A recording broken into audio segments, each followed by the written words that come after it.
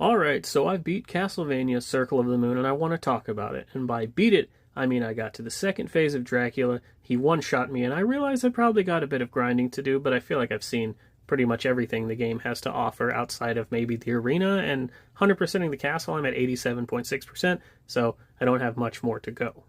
And I want to say overall, it's been a positive experience, but coming off of Symphony of the Night, and I had my issues with that. Overall, Symphony of the Night was a much more polished game, clearly. This one feels quite a bit differently. It almost feels like they're trying to mash that Igavania style of like newer Castlevania games, Symphony of the Night onward, and I think this was the first one actually after Symphony of the Night, and that old style of Castlevania games. You've got all your classic sub weapons. You've got, you can use your hearts to do it. There's a magic meters too. The DSS system, which is the card system, is I think it's called the dual setup system. Yeah, the dual setup system is pretty cool. There's a lot of interesting things you can do with it. You can get new weapons by using it. You can do something where, like, if you stand still, it lets you heal, and you can use that to your advantage to cheese certain bosses. Speaking of bosses, the bosses in this game are actually pretty good. I like them a lot. I like them better than the bosses in Symphony of the Night because there's actually some sort of challenge here.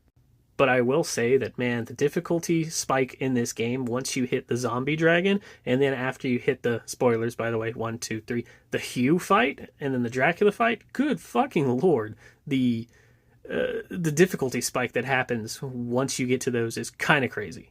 Like, genuinely, I died to the zombie dragon fight like 15 times before I decided to cheese the whole auto regeneration thing by standing still, and in turn, that ended up taking, like, I'm not even kidding, like 20 minutes to beat him, just because I was like, okay, now I gotta get my MP back, and then I gotta heal, let me go down, beat him up, and it was one of those, he was really difficult to hit unless you had some of those other items. Even with, like, the axe and the cross and everything, he was tough to hit.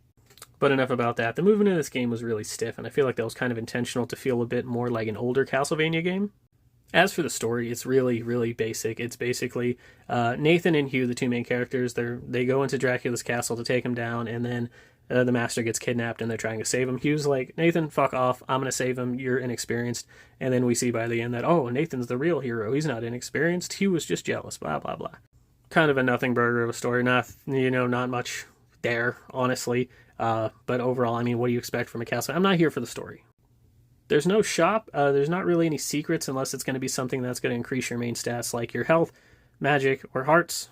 So good luck getting any potions or items. You just kind of got to get those from drops through enemies. Speaking of drops from enemies, the cards took forever to drop sometimes, but I don't mind the grind personally. Anyway, if I had to rate it on a scale of S to F, I would give it like a C. It's fine. I don't think I'd replay it again, at least not anytime soon.